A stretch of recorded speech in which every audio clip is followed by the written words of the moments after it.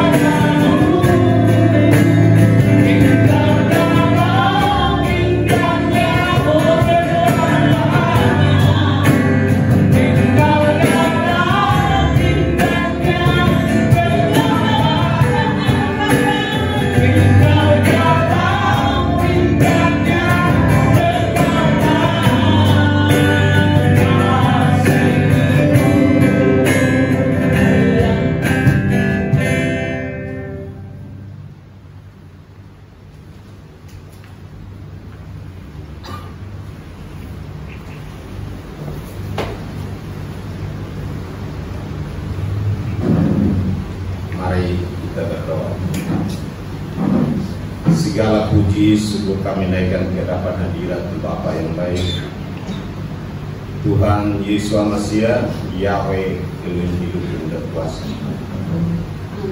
Kami sangat bersyukur Tuhan karena saat ini Tuhan kami boleh hadir di hadapan hadirat Tuhan, memuji membesarkan nama-Mu Tuhan, menyembah-Mu dalam roh dan kebenaran. Kami yakin dan percaya bahwa Roh Tuhan hadir di tempat ini. Roh Kudus-Mu Tuhan, hingga Tuhan menjamah kami pribadi lepas pribadi Tuhan. Hingga Tuhan kami sesudah kami pulang dari sini tidak seperti kami datang, tapi kami memiliki pengetahuan yang baru, pengalaman yang baru, bahkan hidup yang baru. Terima kasih Tuhan Yesus Mesias. Saat ini Tuhan kami mau untuk belajar atau mendengar tentang firman kebenaran. Hamba-Mu yang bersiap untuk menyampaikan, hamba-Mu tidak ada apa-apanya. Jika bisa tanpa Engkau. Hamba yakin dan percaya bahwa Tuhan hadir bersama hamba, hingga apapun yang hamba sampaikan adalah datang dari Tuhan. Berfirmanlah kepada kami dengan Roh-Mu yang kudus. Terpujilah nama-Mu kekal selama-lamanya. Yeshua HaMashiach, Yahweh, hidup dan berkuasa. Haleluya. Amin.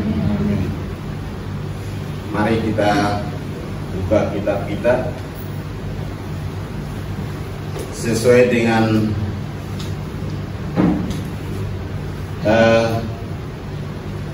judul kita yang saya kasih ke kita, yaitu kemenangan. Kita buka di dalam 1 Timotius 6 ayat 12.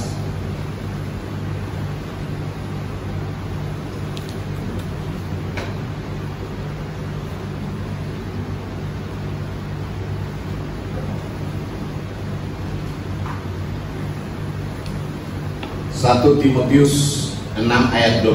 Saya bacakan untuk kita.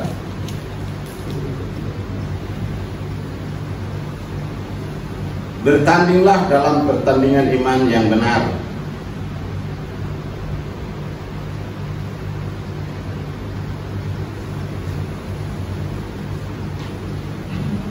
Sorry 1 Korintus 9 ayat 26. 1 Korintus bukan 1 Timotius. 1 Korintus 9 ayat 26.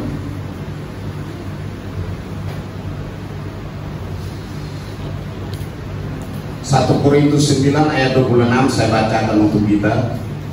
Sebab itu aku tidak berlari tanpa tujuan, dan aku bukan petinju yang sembarang saja memukul. Demikian firman Tuhan. Ya, kalau kita lihat judulnya jadi pemenang. Saya ingat minggu-minggu kemarin atau sahabat-sahabat kemarin, Bapak Gembala di sini dalam pengajarannya atau khotbahnya dikatakan, boleh nggak kita nonton bola? Iya kan? Ditanyakan boleh nggak kita nonton bola. Jadi di sini banyak yang bertanya boleh nggak. Kalau namanya salah satu pertandingan pasti ada pemenangnya. Dan pertandingan bola itu tidak ada yang bilang nggak ada yang menang, pasti ada ujung-ujungnya. Nah di sini saya ada niat untuk menyampaikan ini, atau ada kemauan. Saya cari ayat ini dan saya temukan di dalam 1 Korintus. Ini tentang bola mungkin nggak ada, atau gimana? Tapi tentang olahraga yang saya dapat ini. Bapak Ibu pernah ikut bertanding? Pernah, pasti ada pernah. Karena kalau kita dari SD sampai SMP, dan kalau cerita tentang bertanding, saya pernah ikut bertanding. Yang disebut tinju juga saya pernah ikut. Kenapa Paulus menceritakan itu? Saya bukan petinju yang sembarang memukul. Jadi bertinju itu bukan sekedar untuk mukul-mukul, tapi kita harus persiapkan diri kita dengan baik. Karena kamu naik di atas ring dan pasti semua orang menonton. Saya cerita sebelum itu, saya kesaksian bukan dalam arti menonjolkan diri atau menceritakan kebanggaan. Saya pernah ikut pertandingan ini. Sekali yang pertama Damdim di kota kita, Damdim Cup. Saya ikut karena menang, akhirnya wali kota Cup. Saya juga disuruh harus ikut. Sedangkan saya ikut waktu saat itu mengikuti satu sasana. Nah, jadi ya kalau masih di daerah tuh kebanyakan amatir. Jadi salah satu sasana, dan kita di sasana itu semua yang rata-rata banyak sekali yang kelasnya sama, hampir 5 orang kelasnya sama. Karena waktu saya waktu di Dandim itu kelas Bantam, naik di kelas Bantam berarti 54. Nah, sedangkan pas ikut wali kota banyak yang ini, sedangkan dari satu sasana itu harus hanya 2 orang yang mewakili satu kelas gitu aja kan. Jadi kita banyak, sekitar 5 orang. Jadi udah gimana ini?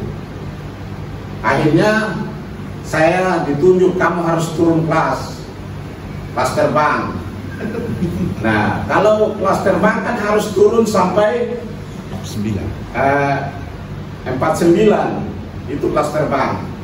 Jadi saya dan 54 harus turunkan berat sampai 49. Gimana caranya? Kan kalau disuruh hari ini, besok kan kita harus ikut timbang untuk ikut pertandingan. Nah saya memang istilahnya yang enggak, karena kita dari SGO, Sekolah Guru Olahraga waktu itu, jadi ya istilahnya kita harus ikut salah satu, sering ikut yang cabang-cabang olahraga untuk dalam hal pertandingan atau perlombaan. Akhirnya ditunjuk.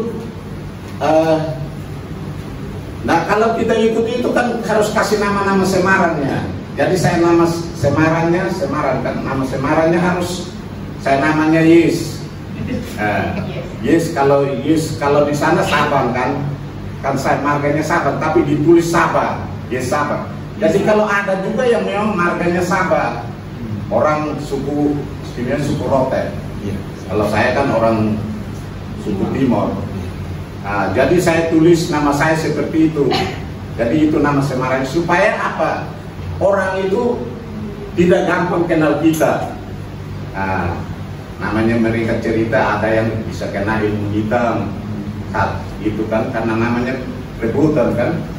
Akhirnya saya disuruh turunkan berat badannya sampai 49.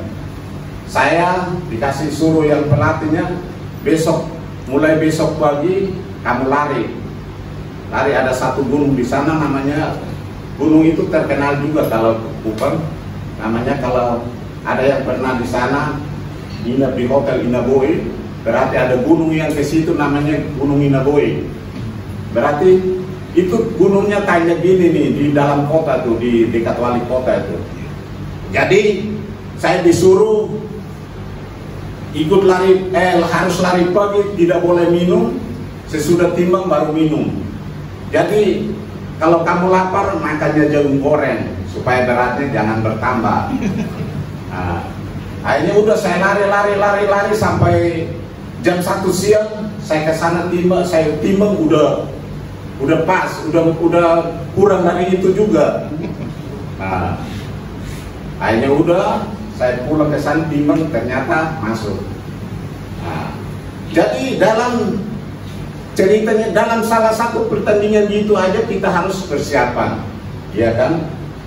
Nah ini Paulus menulis ini, dia mencontohkan, dia memberikan salah satu perumpamaan.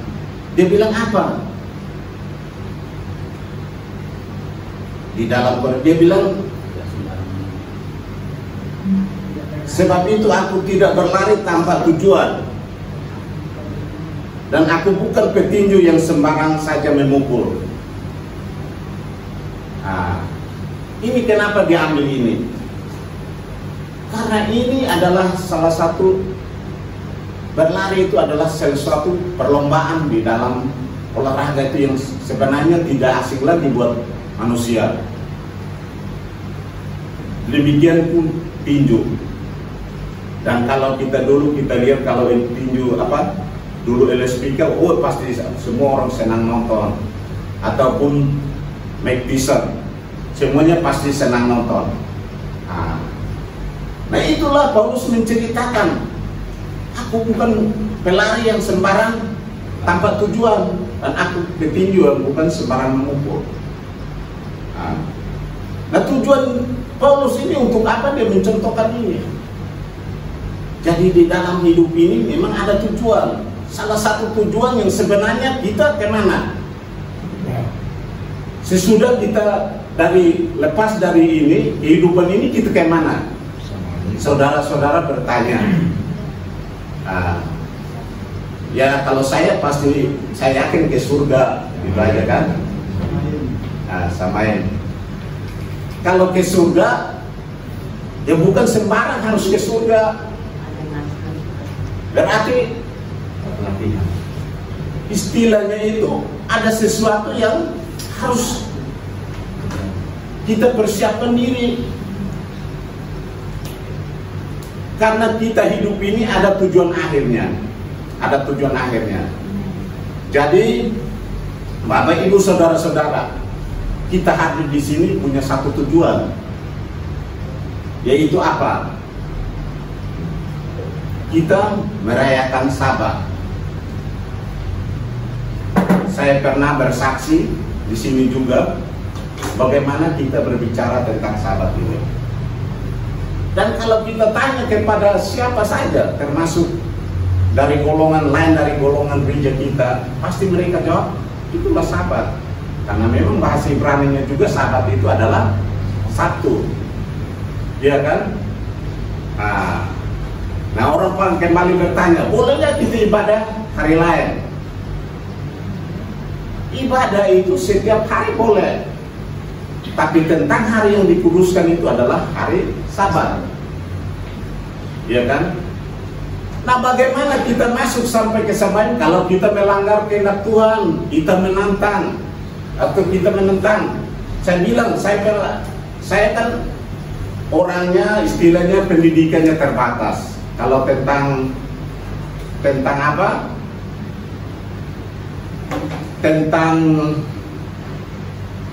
rohani, saya bukan orang yang sekolah, istilahnya sekolah teologi. Tapi kalau berbicara dengan orang teologi, saya mau berbicara. Karena apa? Kita berbicara berdasarkan apa yang tertulis. Kalau Anda sekolah terus berbicara di luar dari yang tidak tertulis, saya tidak terima. Saya kemarin itu saya pernah bersaksi, saya sempat diskusi sama saudara-saudara lewat WA, karena kita punya WA grup. Akhirnya saya katakan kepada mereka itu apa? Saya menceritakan Sabat itu tandanya apa? Tanda kematian Tuhan Yesus itu menandakan Sabat, karena dia mati hari Jumat dan dia bangkit hari Minggu. Nah, itu dia menandakan. Jadi Jumat jam 3 sore dia meninggal. Jadi bukan dalam arti dia meninggal, berarti bukan dalam arti dia tidak bangkit. Dia meninggal, dikuburkan di dalam kuburan Yusuf Arimatea. Saat itu menjelang Sabat, karena peraturan orang Yahudi saat Sabat tidak ada mayat yang tergantung di atas atau disalib, harus diturunkan, disalibkan hari apapun, hari Jumat harus diturunkan, karena menjelang Sabat semua harus dikuduskan. Sesudah mayat Yesus masih dikuburkan di kuburan Yusuf Arimatea, mereka melakukan Sabat, yaitu mulai dari matahari terbenam sampai matahari terbenam. Sesudah itu pada hari pertama minggu itu Tuhan bangkit. Jadi Tuhan bangkit. Orang bertanya, Tuhan bangkit jam berapa? Kita tidak perlu tahu jamnya. Tapi yang buktinya ibunya dan saudara-saudaranya mereka pergi ke kuburannya dan mendapati kuburan itu kosong. Itulah hari pertama. Itu firman Tuhan mencatat itu tentang kematian Tuhan dari Matius, Markus, Lukas, Yohanes. Itu menceritakan semua tentang kematian Tuhan. Itu saya bawa itu. Kemudian mereka memberikan pendapat, kan harus begini-begini. Ya namanya pendapat orang, kita harus menghargai. Tapi apa yang kita harus berbicara tentang apa yang tertulis. Tidak boleh ada yang tidak tertulis, karena kita tidak bisa mempertanggungjawabkan. Nah, itu contoh. Nah, kenapa kita harus melakukan ini? Karena di dalam 10 firman, 10 firman yang ditulis oleh jari Tuhan Yahweh sendiri, itu ditulis oleh jari Tuhan sendiri, jari Yahweh sendiri, ditulis dalam dua loh batu. Itu ditulis oleh jari Yahweh sendiri. Sesudah itu dia berikan kepada Musa. Dia berikan kepada Musa. Nah, itu kadang-kadang orang bilang itu nggak ada, udah nggak berlaku. Kenapa firman dari yang pertama dia bilang jangan ada padamu ilah lain, jangan membuat bagimu patung, jangan menyebut nama Tuhan. Itu firman kedua dan ketiga. Sedangkan yang keempat dikatakan ingat dan kuduskan hari Sabat. Kenapa dia suruh ingat? Karena manusia itu suka pelupa. Dan kalau dia sudah lupa, dia alasannya apa? Oh iya, maaf, gitu aja kan. Tapi ada yang bilang, lupa jadi begini seperti ini. Nah, kemudian selanjutnya juga dikatakan apa? Yang kelima dikatakan hormati ayah dan ibumu. Nah, supaya umurmu panjang di tanah yang diberikan. Orang yang menghormati ayah dan ibu, orang yang menghormati ayah dan ibu pasti mempunyai tanah. Saya ngomong ini karena apa? Kalau saya cuma seorang satpam, tapi saya punya rumah.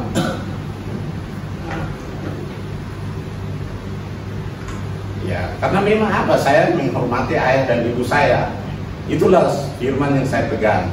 Kemudian selanjutnya jangan dan jangan terakhir. Nah, kenapa di dalam firman yang keempat dan kelima itu menganjurkan ingat, hormati, karena manusia itu kadang-kadang sombong, nggak menghormati orang lain.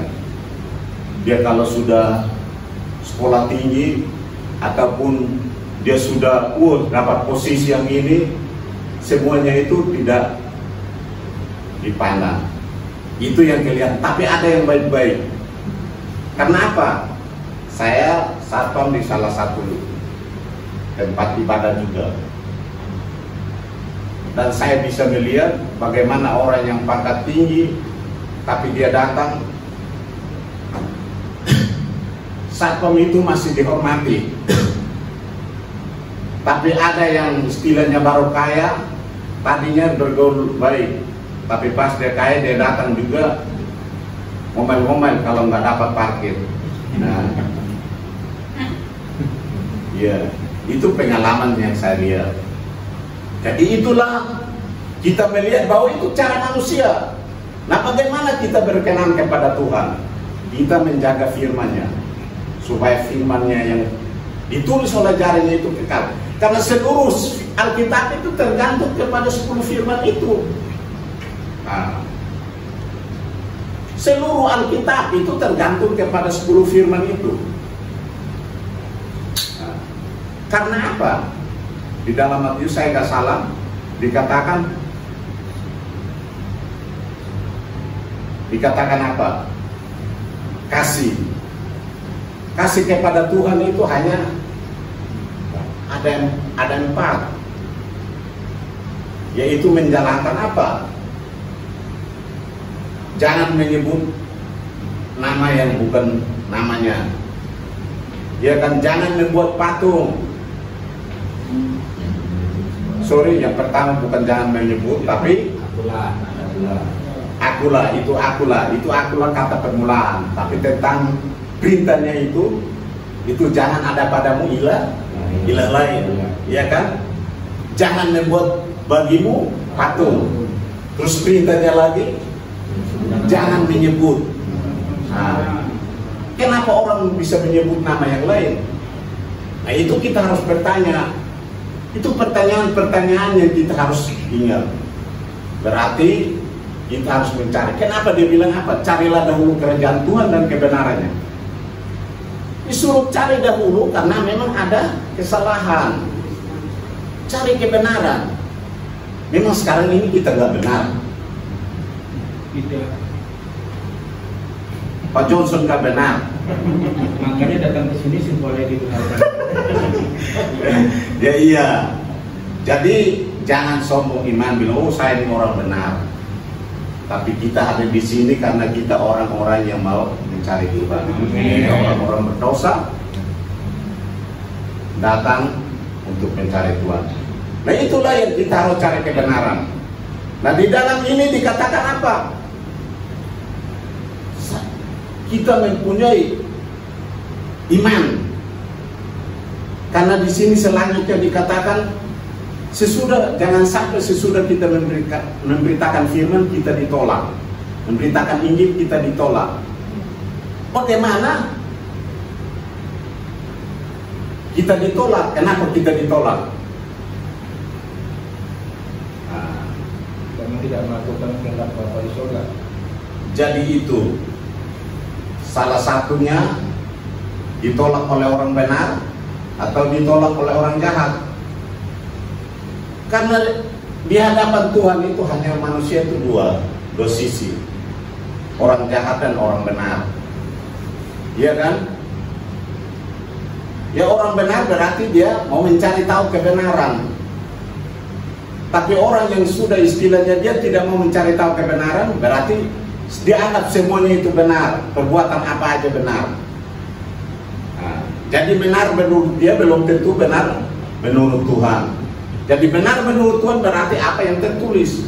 Kalau kita menceritakan tentang hari Sabat, gimana kalau menceritakan kalau tidak tahu tentang, dia bilang itu kan apa? Perjanjian lama. Nah bagaimana kita kasih tahu bahwa oh ini Sabat ini yang benar.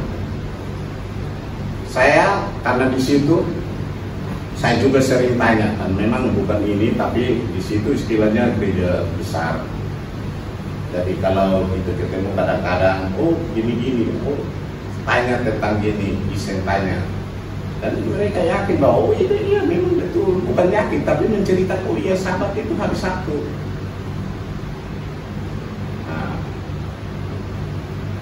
Nah itulah yang kita harus pegang, bahwa kita harus mencari tahu kebenaran.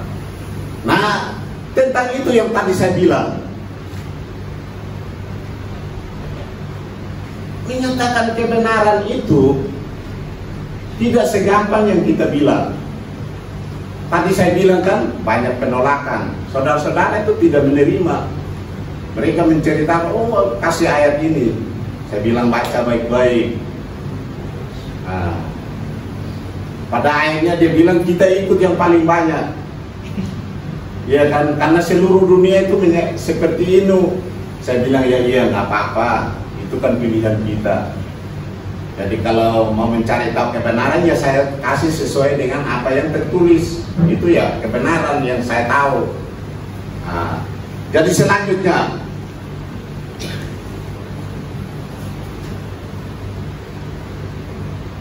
sesudah kenapa Paulus dikatakan aku lari tanpa aku pelari bukan tanpa tujuan. Paulus itu menandakan bahwa saat dia menjalankan firman Tuhan itu seolah-olah dalam salah satu perlombaan. Salah satu perlombaan. Nah, kalau perlombaan tidak ada lawan, gimana tahu perlombaan? Sendiri lari itu namanya perlombaan. Kan gak mungkin. Dalam salah satu pertandingan pasti ada lawannya. Dalam satu perlombaan juga demikian. Pasti ada lawan tandingnya atau lawan perlombaannya.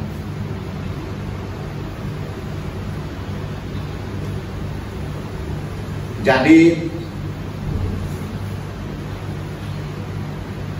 Paulus menggambarkan kita untuk bagaimana kita nanti sampai pada akhirnya.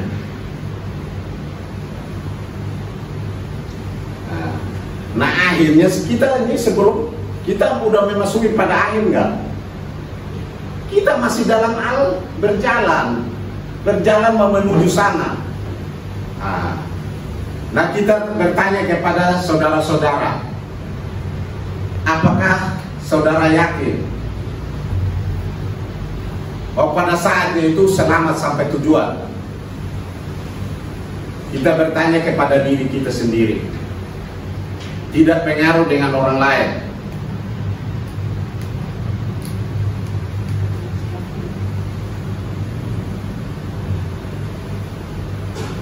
Kadang-kadang karena dihimpit keadaan. Sekarang ini karena berhubung dengan COVID banyak kesusahan, ya kan? Dan kalau kita cerita kesaksian saudara-saudara atau teman, oh saya gini mengalami hal seperti ini. Kemudian ada datang orang, oh kamu harus gini tapi harus ikut kayak gini. Saya kasih ini tapi harus ikut kayak gini.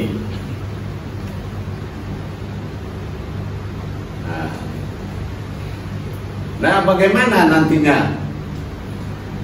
Kadang-kadang orang menyatakan, oh saya ikut apa yang telah saya tahu.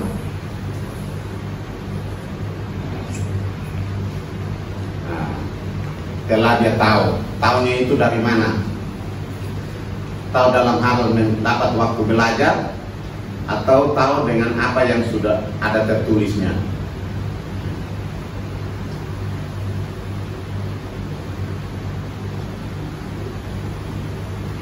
Kadang-kadang orang melihat bahwa lebih baiknya saya ikuti apa yang tertulis.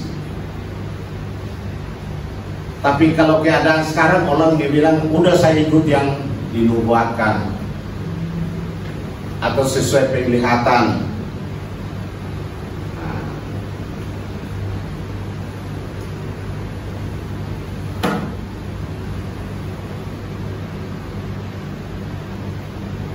Nah, bagaimana Bapak, Ibu, Saudara-saudara berpegang teguh kepada apa yang kita sudah dapat?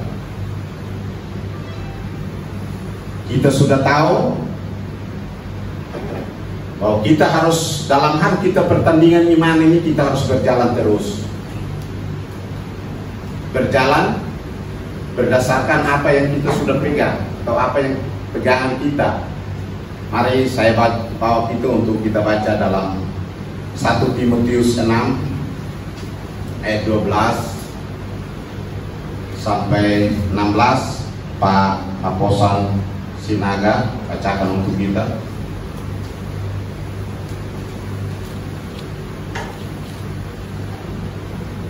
1 Timotius 6 ayat 12 sampai 16. Beginilah firman Tuhan, diri kamu. Bertandinglah dalam pertandingan iman yang benar dan berebutlah hidup yang kekal. Untuk itulah engkau telah dipanggil dan telah engkau ikrarkan ikrar yang benar di depan banyak saksi. Di hadapan Elohim yang memberikan hidup kepada segala sesuatu, dan di hadapan Yesus Maha yang telah mengikrarkan ikrar yang benar itu juga di muka Pontius Pilatus diserukan kepadamu. Urutilah perintah ini dengan tidak bercacat dan tidak bercela hingga pada saat Tuhan kita Yesus menyatakan dirinya, yaitu saat yang akan ditentukan oleh penguasa yang satu-satunya dan yang penuh bahagia, Raja di atas segala raja dan Tuhan di atas segala Tuhan. Dialah satu-satunya yang tidak takut kepada maut, bersemayam dalam terang yang tak terhampiri. Seorang pun tak pernah melihat dia, dan memang manusia tidak dapat melihat dia. Baginya lah hormat dan kuasa yang kekal. Amin. Ya. Jadi itu dari awal itu tentang pertandingan iman. Bapak Ibu ini sudah bersiap untuk pertandingan iman.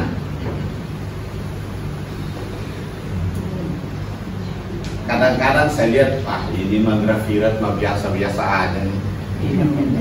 Ya paling nggak ngomongnya di depan saudara-saudara atau teman-teman yang di grafirat. Gimana lawannya di mana? Lawan itu Bandung.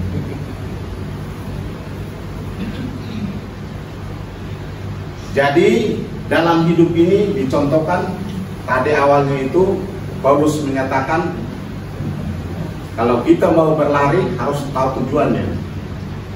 Kita mau bertinju tidak sembarang pukul. Nah berarti kenapa kita harus dicontohkan kayak gitu? Karena itu berbicara tentang bagaimana menyampaikan Injil. Sesudah kita menyampaikan Injil jangan sampai kita ditolak. Karena apa? Sembarang memukul. Berlari tidak tujuan. Nah, saya katakan pernah saya kesaksian juga kan dalam salah satu ibadah kemarin yang tutup tahun, dan di istilahnya kumpulan kita memang dipersiapkan sebelum jauh-jauh hari, dan mereka tunjuk orang yang sebenarnya bicara ke orang istilahnya berpendidikan, karena saya tahu dia S2 dan dia mengajar juga di salah satu istilahnya sekolah teologi. Saat saya hadir, pas saya hadir, dia katakan kepada saya, udah om aja yang nanti berbicara.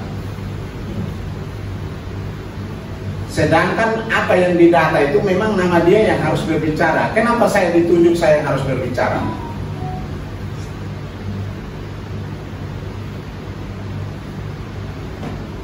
Jadi di saat kita ditantang, kita harus bisa. Ini tantangan iman. Kalau dia bilang om aja yang berbicara, terus saya bilang nggak usah, saya nggak siap. Itu. Jadi kita hadir di sini, kita mempersiapkan diri supaya dimanapun kita berada kita selalu siap sedia. Udah saat itu kan saya tidak persiapkan diri. Namun apa yang kita harus berbicara tentang pada saat itu? Ya saya saat dipersilakan saya mau. Saya tanya karena tahun kemarin juga demikian, waktu tutup tahun ternyata sudah ditunjuk orang, tapi pas saya yang dikasih untuk berbicara, sedangkan orang yang saat itu hadir, mereka menentang nama yang kudus, nama yang kita pelajari tentang hari Sabat. Dan kalau di riwayat kita tuh banyak di sini, pas saya kalau kasih firman gini banyak yang gini. Tapi kalau saat bertemu kenapa mereka nggak tanya atau ngomong atau panggil saya, bang sini kita sharing. Nah, karena mereka tahu apa yang mereka katakan itu asal berkata, istilahnya sembarang pukul, sembarang berlari tanpa tujuan. Terus saya tanya kepada mereka, kalau tahun kemarin saya sesudah itu kan saya kasih istilahnya apa? Kuis. Saya katakan, tahun kemarin saya kasih kuisnya apa? Lama sekali banyak yang nggak tahu. Akhirnya lama-lama ada yang baru tahu, jawabkan, udah. Di Yohanes 14 ayat 27 katakan apa tuh Pak? Yohanes 14 ayat 27 Pak. Damai sejahtera Pak. Ya, jadi damai sejahtera kutinggalkan bagimu. Jadi saya tanya kepada waktu itu, saya tanya, Tuhan ke surga tinggalkan apa? Mereka, saya tanya, ada yang jawab gini-gini. Tapi orang-orang kita ada saya bilang jangan sebut, karena memang kita udah tahu jawabannya pasti seperti ini. Kemudian kemarin itu saya ngomong menceritakan, bagaimana kan kita dari tahun yang ini pindah ke tahun yang ini, berarti kita bagaimana perjalanan kita tahun ini dan kita masuk. Saya menceritakan tentang bangsa Israel. Menceritakan tentang bangsa Israel pada zaman Abraham itu. Tuhan sudah berfirman kepada Abraham, dia akan menjadi turunannya seperti pasir, bintang di laut dan pasir di bintang di langit dan pasir di laut, di pantai. Nah, itu turunannya banyaknya seperti itu. Nah, tapi Adam, Hawa, Abraham itu anaknya berapa orang? Nah, itu saya stop, udah, itu jangan jawab. Nanti pada akhirnya saya kasih pertanyaan. Nah, saya sudah bukakan itu. Saya menceritakan bagaimana bangsa Israel dituntut keluar dari tanah Mesir. Selama 40 tahun mereka di padang gurun, tapi tidak, pakaian mereka tidak rusak, mereka tidak pernah kepanasan, mereka tidak pernah kedinginan, dan tidak ada yang kelaparan. Nanti mereka minta daging, dikasih daging. Nah, masih Bapak Ibu senang kan kalau dikasih makan selama 40 tahun? Nah, pasti semua senang. Nah, sekarang ini aja yang kita cari makan sendiri, senang kan? Apalagi dikasih makan. Oh, gitu-gitu kan? Akhirnya kita tanya lagi. Kalau begitu Abraham generasi keberapa? Oh, itu mah semua termasuk yang sekolah. Maaf, yang sekolah juga mungkin langsung nggak bisa jawab, tapi kita tahu. Nah, Abraham itu generasi ke-20, generasi ke-10 itu manusia itu habis. Karena apa? Air bah, Nuh. Nah, mereka senang itu kalau kita menceritakan, kita kasih jawabannya gini-gini. Pada akhirnya saya kasih tahu kan, saya kasih jawaban. Ini kuisnya. Tahun kemarin 50.000 kalau dikena, sekarang 100.000. Nah, saya kasih naik. Nah, jawabannya apa? Saya panggil anak-anak sekolah minggu juga ke sini biar tahu. Abraham anaknya berapa? Nah, semua jawab ya pasti 2. Tapi sesuai yang tertulis Keluaran 20 ayat 2. Kepada Abraham, persembahkanlah anakmu yang tunggal itu. Berarti anak Abraham berapa? 1. Tunggal berarti 1, nggak ada 2-nya. Nah, itulah yang saya berikan. Dan mereka senang. Karena firman yang kita sampaikan itu tertulis. Jadi, kita harus berlari, harus ada tujuan. Dan kita memukul harus berlatih supaya kena sasaran. Nah, kalau saya cerita tinju tuh, waktu saya ikut itu, karena apa? Mereka tuh apa? Saya orangnya kecil, tapi kalau istilahnya suruh sparring dengan kelas apa aja saya mau. Nah, saya mau. Karena apa? Kebanyakan kan saya main taktiknya. Kalau lu asik di bawah, saya kakinya juga asik. Nah, kalau seorang petinju tuh kalau dia asik dan kita goyang gini aja dia udah tergoyang, pasti dia konsentrasi ya. Itu gampang kita main di atas gitu aja kan. Nah, dan kalau kita lihat dia tutup, bagaimana posisinya, kita tonjok sekali dia jatuh. Nah, dan itu saya praktiknya sampai keluar dari situ juga sering praktek itu. Dan kalau tonjok orang tuh nggak 2 kali, pasti sekali jatuh. Apalagi tangan kosong kan pasti sobek juga. Nah, itu bukan kita cerita, tapi kita nggak mau ingat-ingat itu lagi karena kita hidup dalam hidup yang baru. Sekarang kita pertandingan iman. Saudara-saudara mau ikut pertandingan iman? Ya, bersiap-siaplah supaya kita bisa bertanding. Pada akhirnya kita menuju satu tujuan. Satu tujuan, si Paulus dibilang apa?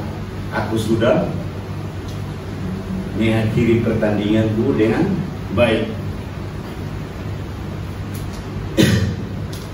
Dan aku sampai kepada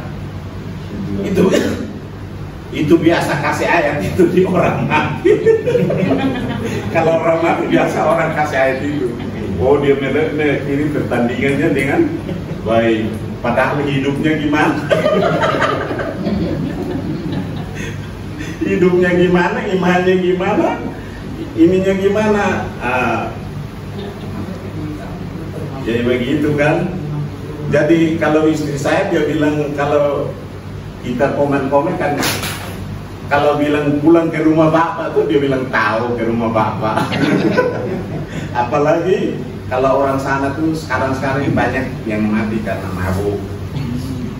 Karena apa? Orang isu kan mabuk, minuman itu sudah dicampur dengan yang lain-lain sampai ada yang dengan obat nyamuk, ya kan? Oplosan. Nah, orang-orang sana senang begitu. Tapi saya dari dulu memang nggak senang begitu. Padahal bapak saya itu peminum. Tapi saya tanya aja, Mang, karena apa? Saya minum juga, minum yang saya istilah di sana, saya sama orang minum yang care dokter, iya kan? Jadi ya, jadi kalau sama mereka ambil di sana bilang larut, saya jadi ikut minum. Mereka pas, oh iya, biar kamu ke ini kita mereka ambil ini, udah saya yang tuang. Nanti mereka kan dulu istrinya ada sari buah dan udah sini saya yang tuang. Mereka tuang ini, campur ini, udah saya tuang sari buahnya penuh di gelas. Gitu. Hanya mereka yang teler, saya baik-baik aja. Sampai ada yang mau mereka besoknya itu kadang-kadang bilang, kamu minum gitu. Ya nggak tahu teli. Jadi itulah kita ada. Jadi bapak ibu, orang kaya, orang miskin, orang petinggi atau orang rendah, pasti kita tujuannya satu. Tapi dalam hal ini kita harus mempunyai satu tujuan yang jelas. Kita baca di dalam 2 Timotius 4 ayat 6. Seorang bacakan untuk kita, Pak Trisno. 2 Timotius 4 ayat 7. Aku telah mengakhiri pertandingan yang baik. Aku telah mencapai garis akhir, dan aku telah memelihara iman. Ini tadi menceritakan hanya tentang pertandingan iman. Tapi dia bilang apa? Aku telah mengakhiri pertandingan iman. Pertandingan yang baik. Nah, dengan pertandingan iman, ya kan? Jadi kita segala sesuatu pasti kita punya tujuan. Kita datang di sini, saya dari Banten sana jam 5, jam 4 ya. Jam 4 kita udah bangun mandi. Kalau bapak ibu mungkin jam ini udah masih tidur, tapi itu udah bangun. Untuk apa kita datang? Kita tujuannya cuma satu, kita bersyukur kan, karena kita dikasih nafas. Nggak perlu hitung. Dari dulu saya ke istri anak, kalau ibadah itu nggak perlu hitung. Sekarang gampang, dulunya kita susah. Kenapa saya bilang susah? Kalau kita kan selesai ibadah, kadang-kadang kita pulangnya itu kereta udah nggak ada. Kita naik mobil, tapi naik mobilnya juga nyambung-nyambung. Dari Tanah Abang itu ke Slipi naik lagi ke Balaraja naik lagi ke Tiga Raksa dulu. Sampai Tiga Raksa nggak ada apa-apa, jalan kaki kadang-kadang. Itu hampir, ya itu sekitar 7 kilo. Nah, kalau pas nggak ada yang ojek yang itu kan. Benar-benar pertandingan ya Pak. Ini Benar-benar pertandingan itu. Ini kan saya cerita bukan cerita mentanya istri aja. Tapi kita dengan bersuka cita.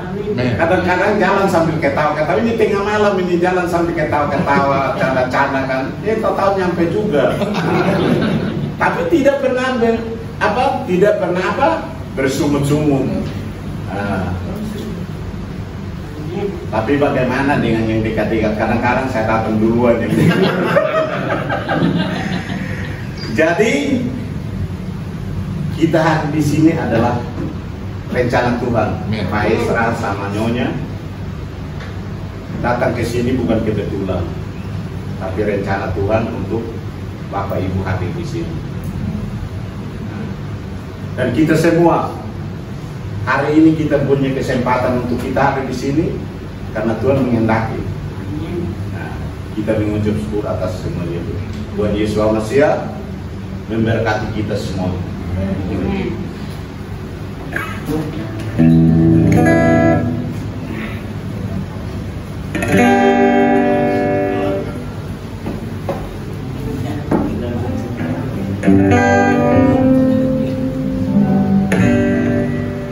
Terima kasih kepada Bapak Evangelis Yarosawan yang sudah menyampaikan firman Tuhan yang sungguh luar biasa. Haleluya. Kita akan masuk dalam pengajaran. Sebelum saya serahkan kepada Bapak Gembala Sidang, mari kita angkat pujian Tiko Ahab Elohim Berhala.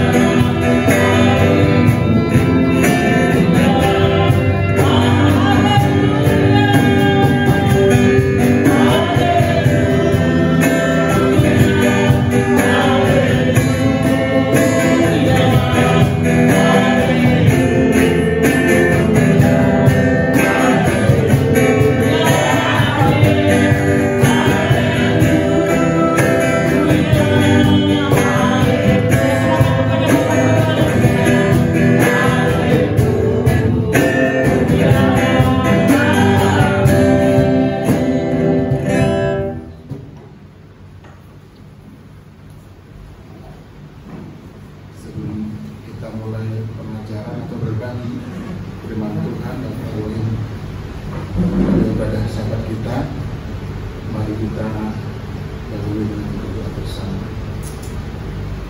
Tidak secara itu bersyukur di hadapan Tuhan untuk berkat-Mu, yaitu sukacita dan damai sejahtera yang kami terima Bapak, dimulai dari ibadah ini. Kami sudah mendengar daftar-Mu yang disampaikan oleh hamba-Mu yang begitu luar biasa memberkati kami. Moga Bapak memberkati luar biasa juga hamba-Mu Bapak Evangelis Yakob Saban, dimanapun beliau boleh berada Bapak, melayani Engkau. Terima kasih Tuhan. Saat ini kami ingin belajar bersama tentang firman Tuhan atau daftar Elohim. Mari Bapak bukakan hati dan pikiran kami. Hamba-Mu yang sementara ada di depan ini Bapak, bukan berarti lebih daripada jemaat yang ada sekarang ini Bapak, tapi hamba-Mu ingin Bapak berbagi dari apa yang terlebih dahulu hamba-Mu baca, untuk kemudian kami boleh memahaminya bersama-sama, menikmatinya bersama-sama. Karena kami tahu firman ini, daftar ini adalah makanan yang enak bagi rohani kami Bapak. Itulah menghidupi kami. Tuhan, pakai hamba-Mu untuk boleh menyampaikannya. Terima kasih Bapak, di dalam nama anak-Mu Tuhan kami Yesus Hamasiah yang hidup orang Nazaret itu, kami sudah berdoa seraya bersyukur. Haleluya, amin. Sahabat Shalom, Bapak Ibu saudara kasih, apa kabarnya Bapak Ibu? Lupakan Luar lupakan Bapak Ibu. Siap diberkati Bapak Ibu. Amin. Haleluya. Belakangnya enak ya. Belakangnya ada grafik. Dari bawah dulu, naiknya enak. Tapi jangan jatuh ya, naik terus kan. Tadi kan kita sudah diajar, sudah diberikan khotbah dari Pak Evangelis Yakob Saban tentang pertandingan. Ya memang setiap saat, setiap detik kita bertanding. Itu nggak Pak Ibu? Iya kan? Tapi apa yang diajarkan itu adalah fokus. Kita fokus. Sembarang mukul, ya kita kena duluan ya kan? Maksudnya kita mau berikan strike ya? Sorry Bapak, bukan ya. Kita kena jet duluan kan gitu. KO, kita yang KO. Nah, berarti itu apa? Artinya fokus, kita fokus. Berlatih juga ya, berlatih. Jadi berlatih. Mohon maaf, bukan berlomba sebenarnya, kita bertanding. Ya kan? Bertanding lawan siapa? Ya lawan masa ke-8 kan gitu. Kalau berlomba kan kita ini apa namanya, jajar kan? Masa kita berlomba dengan masa ke-8 kan tidak? lari Bang. Tapi kan bertanding sebenarnya bertanding kan? Karena adu kan dengan siapa? Itu masa ke-8. Siapa pelatih kita? Ayo permisi tanya Bapak Ibu. Roh Kudus. Bapak yang sendiri yang melatih kita. Lewat apa yang dituliskan oleh Rasul Paulus kan begitu. Bersiap setiap detik. Lalu kemudian tadi kalau boleh meminjam apa yang dikatakan oleh Pak Yakob ketika meninggal atau ketika mati gitu ya, bahasa umumnya, bahasa hukum gitu, ditulis apa tadi? Permisi tanya, izin tanya apa? Mengakhiri pertandingan. Apakah betul bertanding kan gitu? Selama hidupnya bertanding kan gitu? Ternyata kan tidak. Orang yang sebagian yang tahu gitu. Atau barangkali kita tahu. Nah sekarang dia sudah mengakhiri pertandingan yang mana? Apa pertandingan iman? Tidak. Mungkin pertandingan lain maksudnya yang berhasil dalam hidup ini sebagai apa? Orang kaya. Itu maksudnya barangkali kan begitu. Gak ada kan orang ini dalam hidupnya jadi orang maaf miskin gitu ya, selalu berkekurangan kan tidak. Tuhan juga ajarkan kita kan bahwa apa? Berikan makanan kami yang secukupnya. Artinya apa? Cukup ayam, Ya cukup. Iya kan? Kalau bahasa anak-anak muda katakan pas ya. Pas mau makan ada makanannya. Makanannya apa? Nah, pas pengen mobil Mercedes ada kan pas kan cukup. Ya kan? Beda. Kalau kita lihat kamus besar bahasa Indonesia pasti beda. Pas dengan cukup ya. Pas bisa juga artinya sudah lewat mengakhiri pertandingan tadi itu. Pertandingan mana lagi, balik lagi kan ke situ. Baik Bapak Ibu, nah kita mau berbagi tentang 7 gunung ya, gunung atau bukit atau juga pilar kehidupan. Kalau selama ini kita mendapat pengajaran atau firman yang dibagikan oleh pendahulu kita, ya saya katakan seperti itu, tentang apa yang tertulis dalam kitab Wahyu, kan gitu. Nah, 7 pelacur, ya kan? Pelacur besar maksudnya itu memang menuju kepada apa yang ada di kota tertentu ya. Saya tidak akan sebut dari mimbar ini Bapak Ibu. Memang ada 7 gunung di sana tuh, bukit apa itu, dari Paladino dan seterusnya kita sebut ya. Nah, tetapi faktanya Bapak Ibu ada juga 7 gunung sebenarnya di Israel. Jadi saya ingin kita melihat dari dimensi yang lain, dari sudut pandang lain tentang gunung itu. Jadi bukan yang di kitab Wahyu. Ya sah-sah aja kita menafsirkan Bapak Ibu ya tentang 7 gunung ini. Nah, saya ingin kita baca dari kitab 1 Petrus pasalnya yang pertama, 1 Petrus pasal 1 ayatnya yang ke-13. Saya baca dari kitab ILT 3. Kalau Bapak Ibu mempergunakan kitab yang lain, terbitan yang lain, maksud saya boleh ya, silakan sama ya, di bawah perikop kekudusan dan kasih persaudaraan. Jadi 7 gunung dalam konsep pelayanan ya. Karena itu dengan mengencangkan ikat pinggang pengertianmu sambil menenangkan diri, berharaplah sepenuhnya pada anugerah yang dibawa kepadamu dalam penyingkapan di Yesus Mesir. Dalam bahasa penyingkapan itu sepertinya agak janggal, tetapi dalam penyataan ya Yesus Mesir. Nah, apa yang mau kita pelajari di situ? Kalau gunung dikatakan itu ada 3 pengertian tentang gunung sebenarnya. Yang pertama di dalam kitab Matius pasalnya yang ke-17 ayat yang ke-20 itu adalah masalah. Bapak Ibu boleh bantu saya untuk bacakan kitab Matius pasal 17 ayatnya yang ke-20, silakan Ibu. Matius pasal yang ke-17 ayat yang ke-20 Ibu. Ayat yang ke-20. Ya. Matius 17 ayat 20, terjemahan biasa. Ya. Ia berkata, ayat 17, ayat 20, ia berkata kepada mereka, karena kamu kurang percaya. Sebab aku berkata kepadamu, sesungguhnya sekiranya kamu mempunyai iman sebesar biji sesawi saja, kamu dapat berkata kepada gunung ini, pindah dari tempat ini ke sana, maka gunung ini akan pindah dan takkan ada yang mustahil bagi kamu. Amin. Bapak Ibu, itu berarti kalau gunung itu dikiaskan sebagai masalah sebenarnya. Masalah ya. Kita Matius pasal yang 17 ayat 20, itulah pengertian yang pertama, bahwa gunung itu adalah problem kita, problem yang kita harus hadapi. Nah, seperti kita juga mengalami problem. Kita tidak ada di tempat ini, saya percaya tidak mengalami masalah. Tetapi kemudian bagaimana kita bisa mengelola masalah itu sehingga kita menjadi pemenang seperti kata Pak Yakob tadi. Bagaimana kita bertanding, kan itu. Nah, itulah pengertian yang pertama dari gunung. Yang kedua adalah kuasa. Nah, kalau kuasa itu ya kuasa dari Bapak Yahweh di sini, Yesus Mesir dalam hal ini. Saya ingin dibantu oleh Bapak Ibu, siapa yang secara sukarela boleh membantu saya baca kitab Kejadian pasalnya yang ke-22 ayatnya yang 14. Kejadian 22 ayat 15. Ya. Untuk kedua kalinya 14. Ya. Kejadian 14 ayat 22. Kejadian 22 ayat yang 14. Kejadian 14. Ya. Silakan Ibu. Kejadian 22 ayat 14.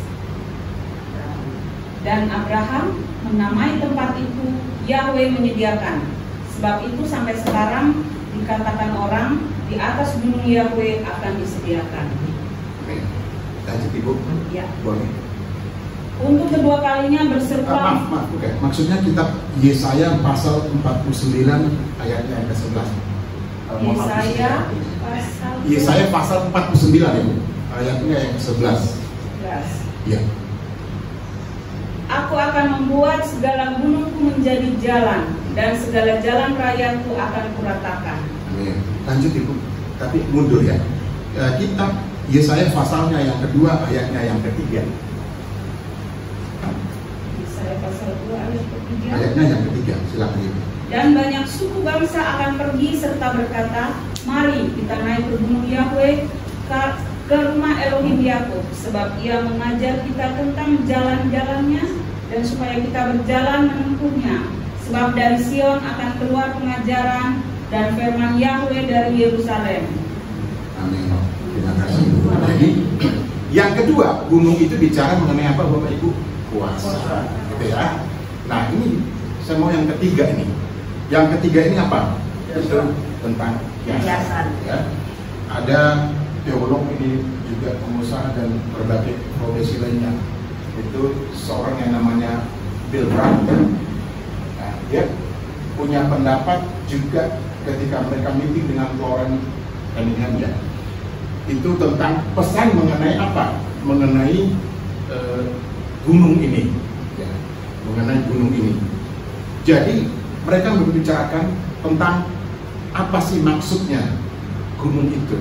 Nah, oleh karena itu saya katakan bahwa ini adalah suatu kiasan.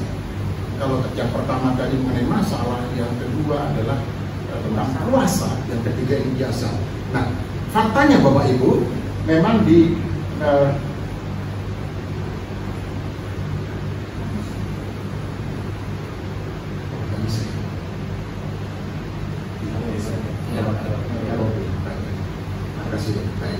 jadi faktanya adalah bahwa 7 gunung atau bukit ada di tanah ini, salah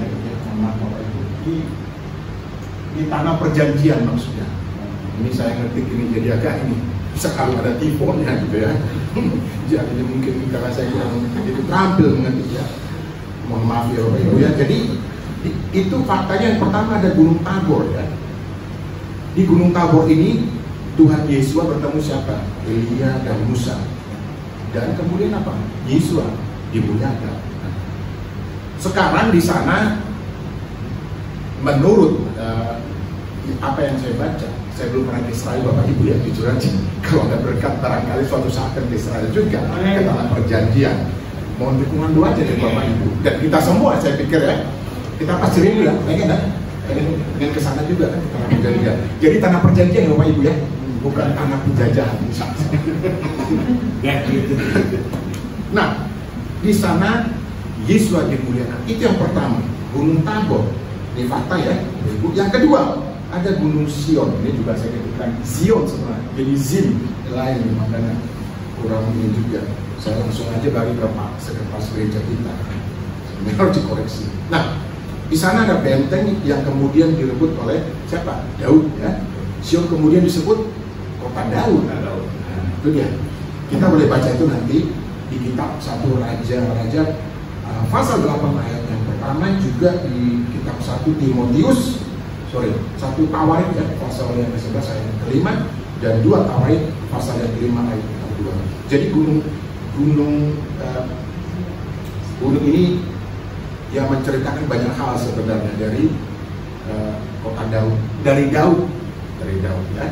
Itu yang kedua. Yang ketiga, Gunung Hermon. Gunung Hermon ini paling tertinggi menurut data yang saya dapat di Israel itu 2.950 meter. DPR itu maksudnya di atas permukaan laut ya. Di mana kita boleh baca? Itu ada di Mazmur pasal 133 ayat ketiga. Nah, lalu kemudian Gunung Zaitun atau Bukit Zaitun. Nah, di sana kita boleh baca, mengetahui bahwa Yesus mengajar murid-muridnya juga sebagai tempat apa? Peperangan yang terakhir. Kita lihat nanti di dalam kitab Zakaria ya, ada kan? Gunung Karmel. Nah, tempat di mana Nabi Elia melawan siapa? Nabi-nabi Baal. Dalam mana Bapak Yahweh membakar sebenarnya, bukan membahas ya, membakar habis korban sembelihan. Itu ada di kitab 1 Raja 18 ayatnya yang ke-20 sampai dengan 46. Yang keenam nih, Gunung Nebo, tempat di mana Nabi Musa memandang tanah perjanjian ya, atau disebut juga tanah Kanaan. Nah, panoramanya ini seperti tanah tanah seperti tanah suci. Dan orang-orang berbondong-bondong ke sana karena ingin juga melihat ini. Termasuk saya pikir kita semua yang ada di sini. Ya kan Bapak Ibu? Nah, lalu yang terakhir di Gunung Sinai yang ketujuh, Bapak Yahweh menunjukkan diri kepada siapa? Nabi Musa, dan membagi 10 perintah dalam 2 loh batu. Itu tadi seperti disampaikan oleh Pak Yakob. Ya, dalam 2 loh batu. Yang pertama, perintah pertama sampai dengan keempat itu dengan atas. Ya, yang kelima sampai 10 kita ini. Ya. Kalau teman kita di sebelah mengatakan hablum titik-titik ke atas. Ya. Nah, kalau sesama kita hablum titik-titik juga. Ya. Jadi 5 sampai 10 ke kita, ke saya dan Bapak Ibu sekalian. Betul ya, Bapak Ibu ya? 1 dan 4 ke atas. Jadi vertikal, yang ini horizontal. Itu bahasa amannya seperti itu. Ya, baik. Next. Nah, lalu kalau kita bicara tentang hiasan yang saya katakan tadi, ketujuh bukit atau gunung ini juga sebenarnya disebut pilar. Pilar untuk apa? Pesan, yang berarti pesan atau yang apa yang harus dilakukan oleh setiap kita. Bukan hanya saya, bukan hanya Pak Yakob dan semua majelis, tapi kita semua ada di sini. Yang ada di sini, pesan apa? Kalau kita mengaku sebagai apa? Pengikut, dan kemudian tingkatannya naik lagi sebagai apa? Murid. Beda kan ya, pengikut dengan murid. Kalau pengikut tanggung jawabnya nggak ada, pokoknya dengar aja. Kalau murid bertanggung jawab. Kita semua saya percaya adalah murid. Amin. Kita semua jadi murid. Oke. Kenapa? Karena kita diperintah memberitakan apa? Kabar baik. Memberitakan kabar baik adalah kewajiban bagi setiap orang percaya. Nah, kita nanti bisa lihat di di kitab Roma pasal yang ke-10 ayatnya yang ke-13. Nah, kita diutus apa? Untuk menyampaikan kepada siapa yang belum dengar, yang belum mendengar.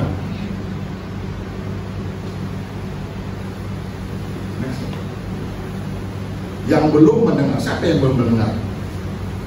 Yang belum percaya, yang belum mengetahui. Nah, itu dia. Nah, di kitab Roma pasal yang ke-10 ayat 15, saya ambil, saya kutip bagian B-nya ya. Dikatakan apa? Betapa indahnya tapak-tapak kaki mereka yang memberitakan damai sejahtera. Mereka yang memberitakan hal-hal yang baik. Jadi sebenarnya seperti pernah saya katakan di hadapan Bapak Ibu, melayani di sini atau di tempat lain lewat perbuatan kita, ucapan kita dan seterusnya, itu adalah pelayanan. Makanya saya katakan pelayan itu adalah bahagia. Kita berbahagia kalau dapat melayani, memberikan, walau hanya misalnya secara sama-sama kita bagikan.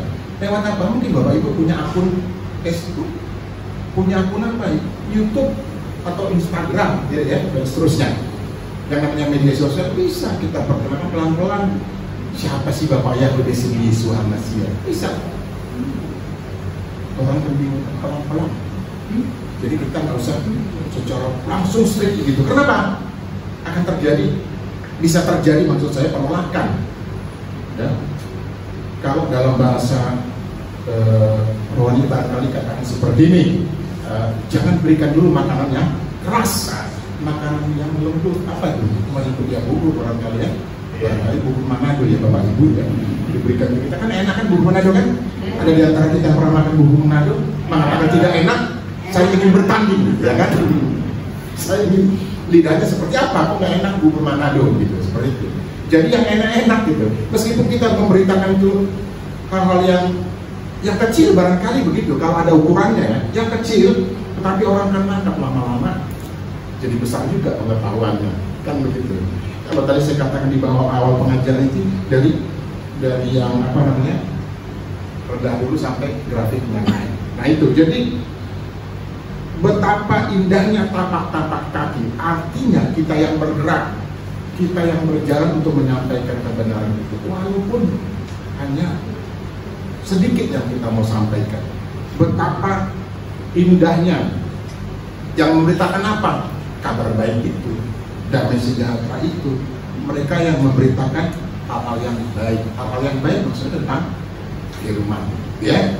Nah, ini masuk nih, ini gongnya nih Bapak Ibu. Lalu apa sih bidang-bidang pelayanan yang dikaitkan dengan 7 gunung tadi, 7 bukit atau 7 pilar itu Bapak Ibu? Nah, yang pertama adalah pelayanan melalui gereja. Pelayanan melalui gereja di sini nih. Ya. Tetapi saya koreksi dulu, jangan berpikir bahwa hanya gembala atau pendeta atau majelis, ya, atau song leader, worship leader dan seterusnya, atau yang membersihkan gereja itu pelayan. Sebenarnya semua kita yang ada di sini, semua jemaat menjadi pelayan. Dengan kita mengucapkan salam di antara kita seperti tadi diperintahkan oleh song leader kita, itu juga sudah melayani, mendoakan orang. Coba ukurannya apa? Kalau kita menyampaikan kepada orang, Bapak Yahweh memberkati engkau, Tuhan Yesus memberkati engkau, itu juga sudah pelayanan. Amin. Jadi ada yang mengatakan begini, Bapak Ibu, oh itu jangan-jangan hanya bahasa yang sehari-hari dia katakan seperti itu. Artinya gini, dia mengatakan halo, salam sejahtera dan seterusnya, itu hanya bahasa yang sudah umum. Artinya yang dia memang harus mengatakan itu sebagai Kristen. Tetapi sebenarnya yang terkandung di balik itu, Bapak Ibu, kita sedang berdoa kepada orang lain, mendoakan orang lain, itu juga pelayanan. Ketika Anda katakan kepada orang lain salam, damai sejahtera menyertai kamu, atau di bawah akhir kita Tuhan Yesus memberkati kamu, atau kalau memang belum mengenal Bapak Yahweh, Yeshua HaMashiach, kita katakan TYM, Tuhan Yesus memberkati kamu, itu maksudnya kita samarkan. Jadi jangan kaget Bapak Ibu kalau saya ketika bermedsos misalnya menulis kepada orang yang belum mengenal nama yang sebenarnya TYM. Dalam hati saya katakan itu sebenarnya apa? Tuhan Yesus memberkati kamu, bukan Tuhan Yesus, gitu ya. Misalnya kalau saya bilang, oh Bapak jadi pembenaran dong. Tidak. Itu doa saya kepada lawan bicara saya. Itu model saya berkomunikasi. Tidak menampakkan bahwa ini loh, gitu ya, Tuhan Yesus. Nanti terjadi apa? Penolakan, serta merta itu penolakan. Siapa itu? Nama apa? Ya kan? Nama apa? Jangan diganti-ganti dong, dan seterusnya. Mungkin para pengajar sudah mengajarkan banyak kepada kita tentang itu ya. Tetapi, nah itu faktanya, saya akan mau cerita kepada Bapak, faktanya belum banyak yang mau terima nama yang benar itu. Tadi sempat saya dengar Pak Evangelis mengatakan kesepakatan, kesepakatan orang banyak. Nah kalau kita bicara kesepakatan, bukan firman Tuhan yang menjadi basisnya, dasarnya kita mau jadi apa? Berarti kita suka sendiri dong. Basisnya tetap apa yang tertulis. Jadi kalau dikatakan kesepakatan siapa? Antar manusia. Saya sering berdebat dengan beberapa yang lebih senior dari saya. Ya. Kenapa kamu pakai itu nama itu sendiri? Nama Yahweh ya, atau Yesus HaMashiach. Coba Anda lihat aja kamus itu aja jawab singkatnya. Kalau berdebat lebih jauh lagi, dia pasti berdalih kiri kanan lebih banyak lagi tahunya dibanding saya yang junior gitu. Dalihnya banyak. Namanya juga sudah melayani puluhan tahun, ya pasti banyak dalihnya. Nah, jadi balik lagi ke pertama, pelayanan gereja. Pelayanan gereja bukan terbatas hanya saya, para majelis, song leader, worship leader, dan semua yang terlibat di gereja. Bukan semua kita melayani. Tadi saya katakan, saya ulangi, dengan kita mengucapkan bahasa, narasi yang membangun orang, itu juga sudah melayani. Jadi nggak ada ukuran gitu Bapak Ibu ya. Ukuran harus memberitakan ayat demi ayat, kita hafal di luar kepala ayat demi ayat kepada orang gitu. Itu baru melayani atau tidak Bapak Ibu? Tidak. Itu maksudnya pelayanan gereja. Itulah gunung yang pertama. Loh itu menjadi sebenarnya masalah nggak? Sebenarnya masalah juga. Kan ada orang berat hati kan untuk menyampaikan, ada kan? Tapi di KTP-nya tertulis loh Bapak Ibu, saya tidak berpretensi ya, tidak menuduh orang dijauhkan Tuhan. Tertulis di KTP memang begitu, Kristen gitu ya kan? Tetapi kita boleh tahu, saya mengalami ketika ada yang namanya hari besar tertentu ya, saya katakan hari besar tertentu ketika Natal gitu. Nah kebetulan di pinggiran jalan untuk gerejanya itu penuh, saya sampai nggak bisa lewat Bapak Ibu. Saya pengalaman tahun yang lalu. Itu artinya apa? Hari tertentu aja pergi ke gereja. Kalau mungkin pengajar yang lain, pengkhotbah yang lain mengatakan itu kapal selam, itu terserah mereka mau istilahkan seperti itu. Kristen kapal selam, kalau hari tertentu hari besar, menurut mereka lagi kesepakatan mereka ada di gereja. Lalu kemudian orang lain susah lewat karena semua mobil parkir di jalan itu, gitu. Ya kan Bapak Ibu ya, mungkin pernah mengalami ya. Kita boleh lihat sampai dipasang itu namanya tenda ya, atau apa. Saking banyaknya orang pada hari tertentu, hari yang disepakati itu untuk berkebaktian beribadah. Nah kita semua di sini saya percaya tidak mengikuti seperti itu. Bukan karena kesepakatan orang banyak, bukan karena yang namanya itu apa istilahnya itu kesepakatan orang banyak konsiliasi ya, konsiliasi bersedekahkan itu kan gara-gara itu kan orang merayakan hari tertentu gitu ya, hari yang katanya kalau bahasa Jawanya Merry Christmas gitu ya kan. Nah itu hari tertentu setiap saat kita harus ini bukan timbul tenggelam alias kapal selam kayak seperti itu ya. Nah pala itu harus ada, tetapi yang utama sebenarnya gereja. Kalau begitu apa dong? Memang ada tertulis seperti itu. Ada, janganlah kamu menghindarkan diri dari pertemuan. Nah, ya itu maksudnya di sini di gereja ini Bapak Ibu. Itu yang pertama. Yang kedua, pelayanan kita adalah melalui keluarga. Keluarga siapa? Kita sendiri, inti, ayah, ibu dan anak-anaknya. Dan juga keluarga yang jauh. Siapa keluarga yang jauh? Ya kerabat. Ya, kalau dalam bahasa Jawa mungkin tulangnya, gitu ya. Oh ada nggak? Iya, kalau di dalam suku bangsa Jawa, tulang itu tinggal tinggi tingkatannya, kita harus hormat, tapi dia nggak tahu kebenaran. Harus kita sampaikan, ya, Pak. Gitu ya. Nah, itu keluarga yang lain. Kalau keluarga itu anak, saya pernah mungkin menyampaikan apa namanya semacam renungan singkat. Kalau Bapak Ibu pernah nonton ya, event promosi ya Bapak Ibu ya. Sudah mengatakan tolong di subscribe enggak?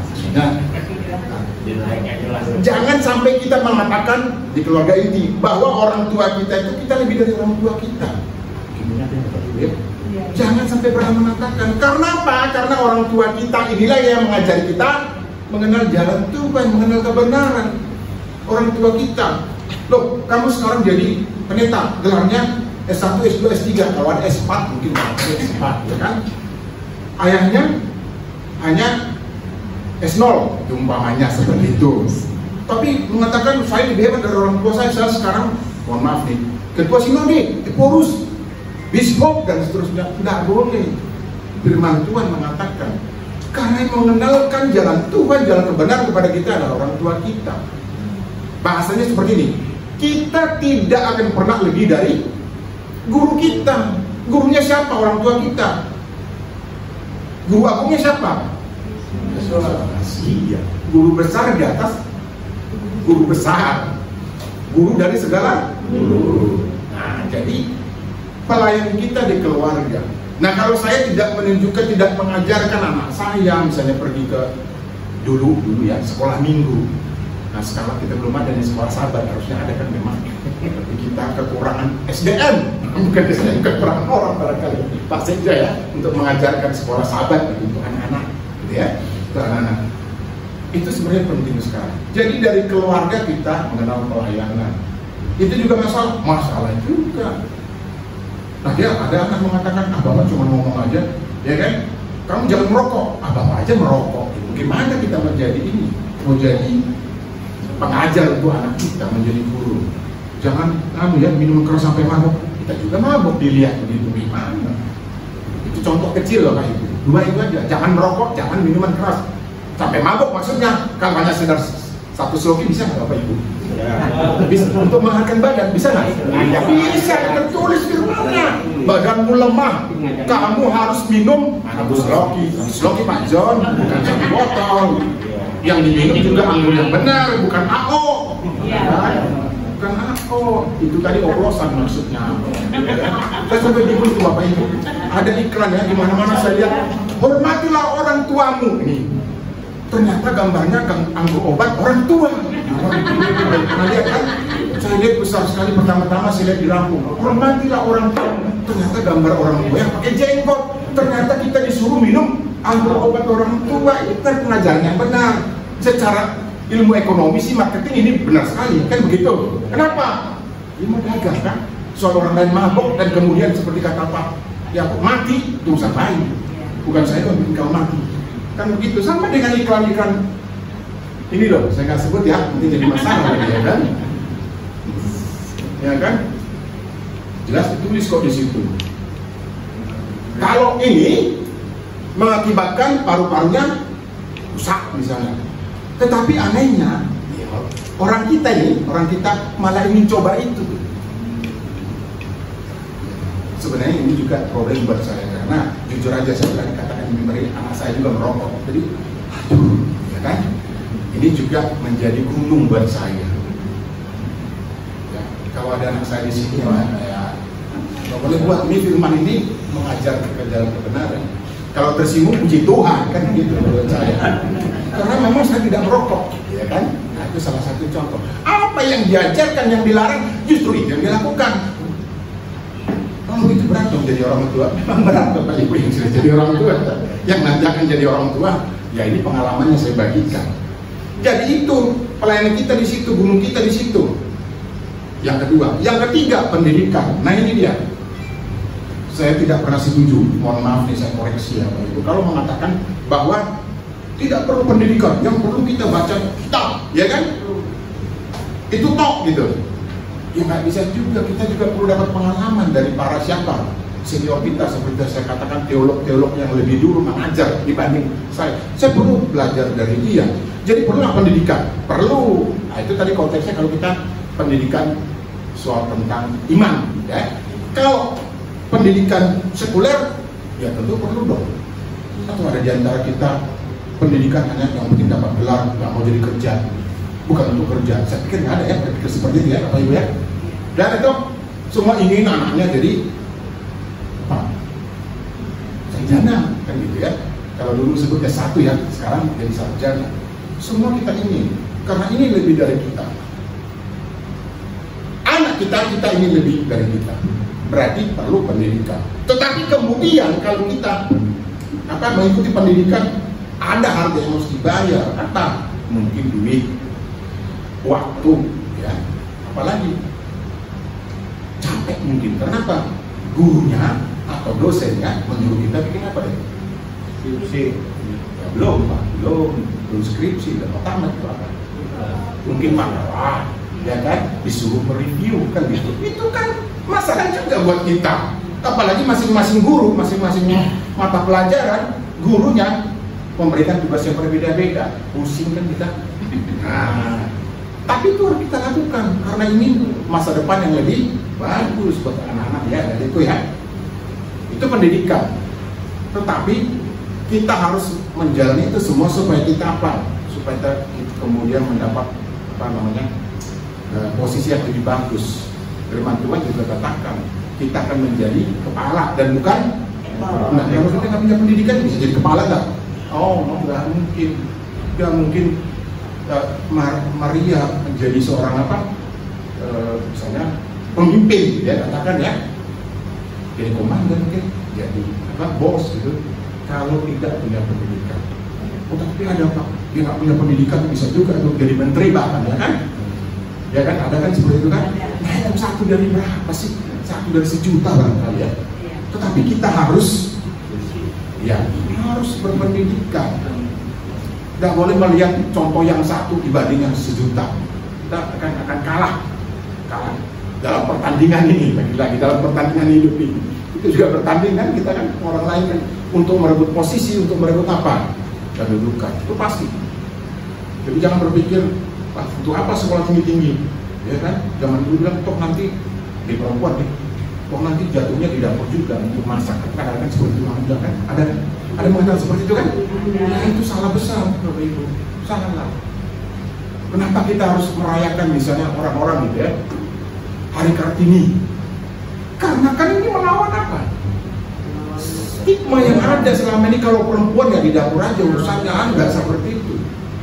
Jadi pendidikan itu posisi yang ketiga sangat penting. Yang keempat, pemerintahan. Nah, pemerintahan atau juga sebenarnya termasuk hukum di sini.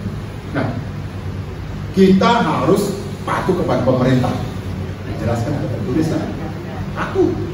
Loh Pak, kalau pemerintahnya zolim gitu, bahasa sebelah. Kalau pemerintahnya tidak akomodatif, bahasanya seperti itu. Kita boleh kritik, boleh, siapa katakan nggak boleh kritik? Boleh kritik. Tetapi kritik yang konstruktif, jangan sembarang kritik, ya kan? Apalagi zaman sekarang ini orang terlalu gampang loh mengeluarkan pendapat-pendapat. Saya berani katakan ada masalah besar sekarang ya. Ada yang namanya orang tertentu. Ini mulia nih. Nah, pertama yang mengatakan bukan saya ya. Karena ini dari kamu loh Pak. Nah, itu sembarang mengatakan orang dengan kata-kata yang tidak pantas. Yang dikata-kata itu siapa sebenarnya? Saya tidak dalam kerangka berpolitik Bapak Ibu. Meskipun sebenarnya hamba Tuhan boleh berpolitik, tetapi bukan politik praktis ya, bukan jadi anggota DPR ya. Tadi saya bicara tentang itu, tentang seseorang yang mendirikan partai berbasis Kristiani gitu. Tujuannya apa? Jadi DPR juga kan. Jadi salah juga sebenarnya. Tapi saya nggak mengatakan seperti itu. Nah, pemerintahan yang dimaksud di sini adalah ya kita boleh menginjilkan, kita posisinya sebagai apa? ASN atau pegawai negeri sipil, silakan. Jadi guru yang boleh. Anda Pak melakukan apa di situ? Pemberitaan. Tadi saya katakan bubur dulu, bubur Manado itu yang halus-halus dulu. Nah, itu di pemerintahan, di hukum, di bidang hukum kita juga harus patuh hukum. Kalau kita tidak patuh hukum dalam pengajaran ini, kita berarti bukan orang yang patuh kepada pemerintah, karena pemerintahlah yang buat hukum, kan begitu Bapak Ibu. Nah, balik lagi ke yang tadi, ada orang sembarang memanfaatkan kritik, karena kritik katanya boleh kritik, tetapi kemudian kritiknya seperti apa? Menjelek-jelekkan orang, ya, body shaming kalau bahasa apa namanya itu bahasa Bataknya begitu ya, menyerang pribadi orang. Kalau kebijakan yang Anda serang, silakan, memang harus begitu. Posisi kita sebagai Kristiani, orang Kristen boleh tidak mengkritik? Boleh Pak. Tetapi kita harus koridor. Jangan sampai kita melanggar hukum. Jangan sampai kita menjelek-jelekkan pemimpin kita, otoritas kita. Ada tertulis Bapak Ibu. Maka kita juga mendoakan pemerintah kita, presiden kita dan seterusnya yang pernah di bawah. Kita harus menghormati. Karena itu perintah dari Yesus Mesias sendiri. Itu salah satu perintah. Kalau ini ada uang, berikanlah kepada pemerintah apa yang patut, yang harus kamu berikan. Itu artinya kita patut kepada pemerintah. Tetapi kemudian dalam pengajaran ini kita pun sebagai orang pemerintah, ASN, harus menjadi berkat bagi orang lain, harus melayani. Memang sakit ya. Kalau orang lain bisa melakukan A, B, mereka berbahagia. Tetapi orang yang megang firman itu akan menjadi lawan bagi banyak orang, ya kan? Orang benar biasanya menjadi lawan bagi banyak. Udah tertulis begitu. Kok ini lain sendiri? Akhirnya ujung-ujungnya orang yang berjalan lurus itu yang jadi masalah, mendapat masalah. Jadi kita boleh melayani, harus melayani, maksud saya maaf, di pemerintahan. Sebagai ASN juga harus mematuhi hukum. Jangan sampai kita mengkritik lalu mengata-ngatai orang dan menjelek-jelekkan orang, karena itu bukan karakter Kristiani, bukan karakter anak Tuhan. Apalagi yang mengaku hamba Tuhan untuk mengkritik. Bapak Ibu boleh lihat ada di YouTube mengkritik pemerintah seolah-olah dia paling benar, teolog paling besar. Ini teolog besar yang tadi itu tidak begitu omongannya. Apakah pernah Anda melihat baca statementnya Martin Luther, seorang, saya berani mengatakan teolog juga, mengata-ngatai? Kan tidak, hanya protes boleh Pak? Boleh, protes boleh, tetapi jangan sampai melukai orang, jangan sampai merusak reputasi orang. Itu yang keempat. Yang kelima, ini dia, ini paling bukan paling penting juga, media komunikasi. Lewat media, apakah media sosial atau media yang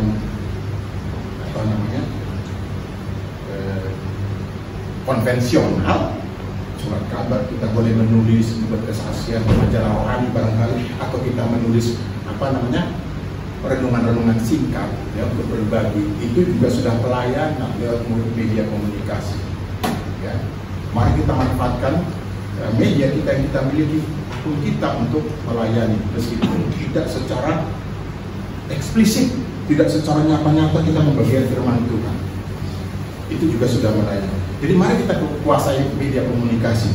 Saya bukan mengatakan mari kita mendirikan perusahaan media komunikasi, tidak Bapak Ibu. Kita tinggal manfaatkan apa yang ada. Ya. Kalau Mark Zuckerberg sudah memberikan kita fasilitas YouTube, Facebook juga, kita manfaatkan.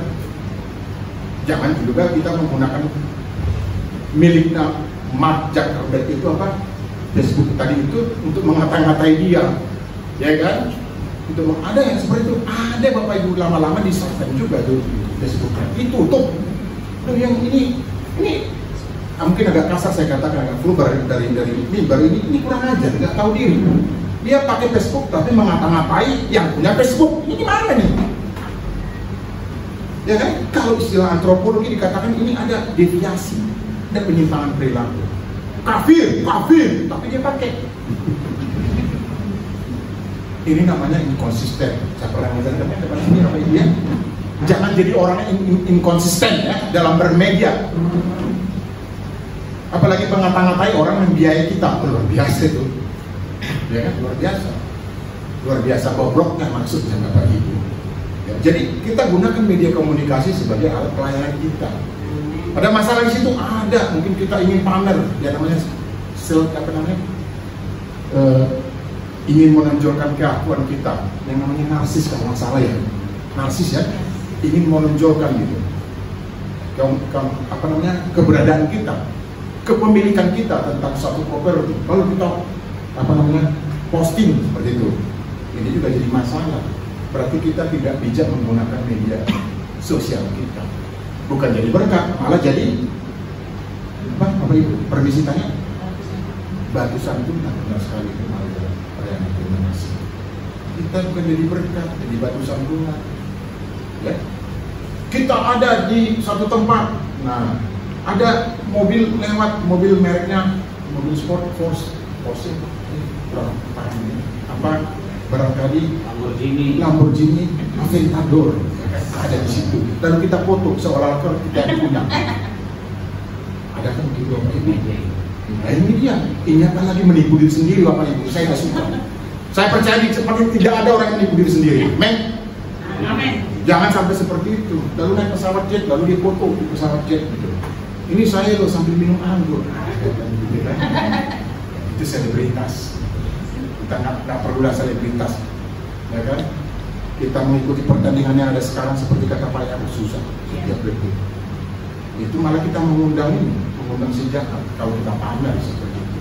Tapi kalau terpaksa saya berfoto dengan si Anu misalnya di situ, kebetulan di pesawat itu, di mobil Lamborghini yang tadi, ya silakan. Tetapi kalau kita sendiri gitu kan, seolah kita milik, menipu sendiri apa itu. Jangan sampai ada, ya. Nah itu menggunakan media secara salah. Ya. Oke, itu yang ke-5, yang ke-6. Yang ke-6 kesenian. Nah ini dia. Kesenian ini paling rentan digunakan oleh si jahat untuk mempengaruhi kita, menyampaikan pesan-pesan yang benar. Saya punya dosen Bapak Ibu, agak panjang sedikit yang kesaksiannya ya. Beliau ini banyak gelarnya dan memang lulusan sekolah musik ya. Lulusan sekolah musik. Beliau punya disertasi tentang musik. Betapa musik-musik itu sekarang banyak disalahgunakan untuk apa? Untuk mempopulerkan sejarah. Beliau sampai mengatakan semua alat musik kalau tidak dikuduskan terlebih dahulu itu bisa digunakan oleh sejarah. Yang tampil adalah keakuan kita. Benar nggak seperti itu Bapak Ibu? Saya ternyata buktikan benar. Apa? Pengarang lagu-lagu rohani yang namanya Hillsong itu, ya, Sing Songs namanya, orang Australia kalau nggak salah ya. Itu lagunya Majesty dan sebagainya, itu benar-benar luar biasa secara syair dan juga musiknya. Tetapi kemudian apa yang terjadi Bapak Ibu? Terakhirnya dia katakan apa? Saya jadi ateis. Sedih kan Bapak Ibu? Mati sensor gitu. Berarti selama ini digunakan alat musik itu, kepandaian yang diberikan oleh Bapak Yahweh Yesus Hamasiah untuk bisa menciptakan lagu, menyanyi, ternyata bukan dari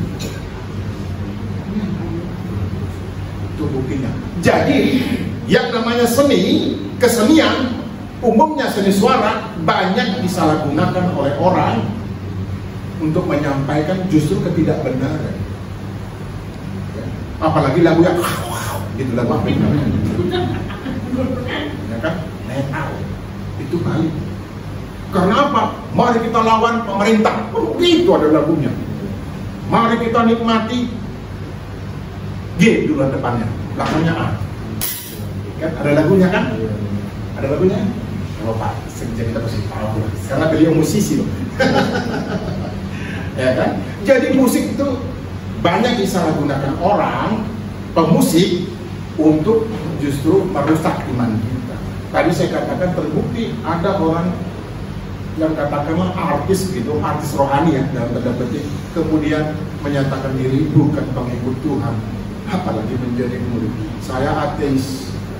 Lalu kita selama ini mendengar lagu Majesty dan seterusnya, jadi apa Bapak Ibu? Dibohongin kan berarti? Oh, dosen saya mengatakan seperti itu. Bahkan katanya musik seperti ini Bapak Ibu apa namanya? Itu kahon itu bisa ditunggangi oleh senjata, enak didengar. Ya. Tetapi sebenarnya ketika pemusiknya, nih yang kedua nih, ketika pemusiknya sudah merasa ingin didengar orang, itu sudah menjadi masalah. Jadi bukan hanya iramanya, bukan hanya syairnya, tetapi juga keinginan pemusiknya yang ingin lebih dikenal sebagai pemusik rohani terkenal, ya kan? Itu akhirnya sudah mendukakan hati Tuhan. Jadi jangan sampai kita bermusik supaya saya diketahui bisa menguasai banyak chords kuncinya, saya menguasai banyak alat musik, ya, saya bisa mengatasi kamu. Sudah jatuh, sudah jatuh, ya. Itu di bidang kesenian. Dan tadi dikatakan ada juga patung, ya, jangan ada bagimu patung. Yang bikin patung siapa? Kita kan bisa bikin patung kan? Ada dari antara kita yang bisa bikin patung Bapak Ibu. Pasti orang yang punya seni tinggi ya, yang bisa bikin patung kan, benar? Seperti Nyoman Marta dan banyak lagi, termasuk Dolorosa Sinaga nih kebetulan ya, bisa bikin patung, ya. Tetapi apa kemudian? Untuk menunjukkan keakuan. Kemudian patung itu juga ternyata kemudian ini celakanya disembah. Sedangkan jelas tadi di antara 10 perintah mengatakan jangan ada bagimu patung yang disembahnya. Oh, saya melintas ada patung, silakan aja. Apalagi patung yang konon ya katanya menggambarkan Yesus Hamasiah. Bahaya sekali sembah patung. Ingat bahwa itu dosa yang tidak diampuni. Yang pertama mengucap Roh Kudus, yang kedua patung. Karena memang tertulis kamu sudah menyembah patung. Itu yang mendukakan hati Tuhan. Amarahku tidak terpadamkan, kata Tuhan. Satu raja-raja.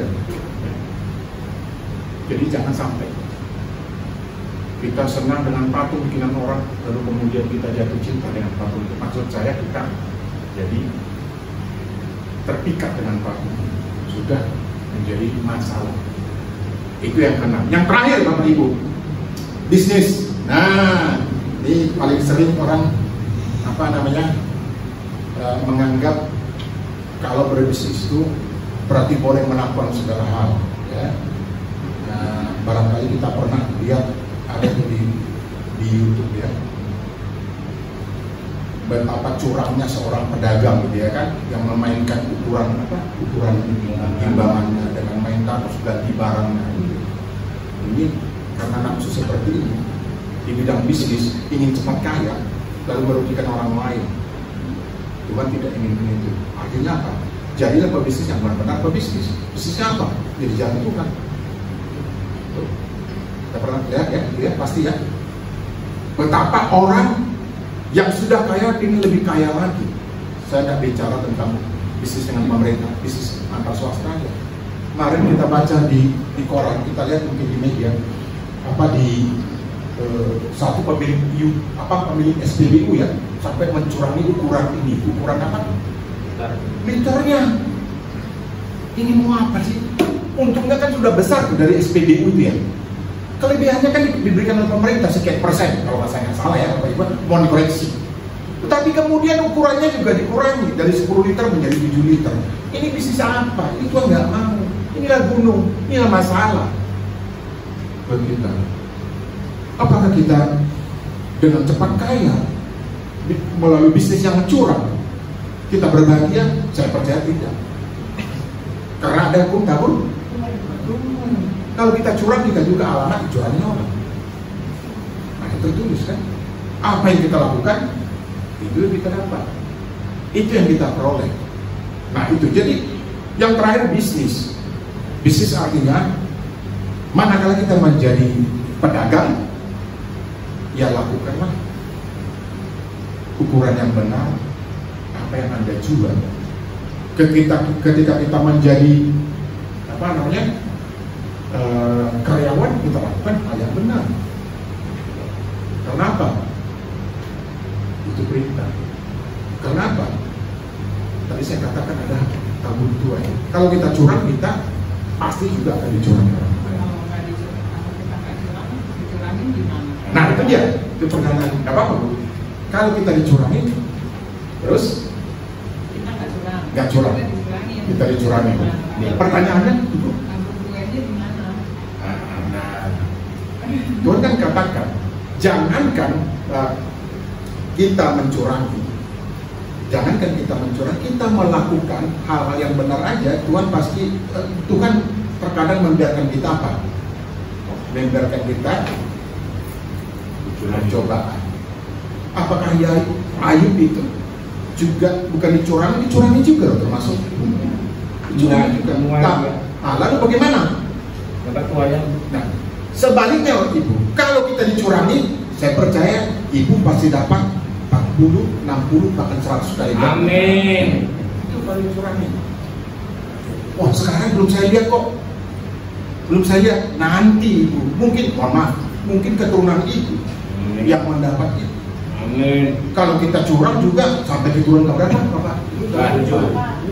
4 apa 7 nih? Enggak, 7 kalau dunia. Sekarang Bang, orang itu menanggung sendiri.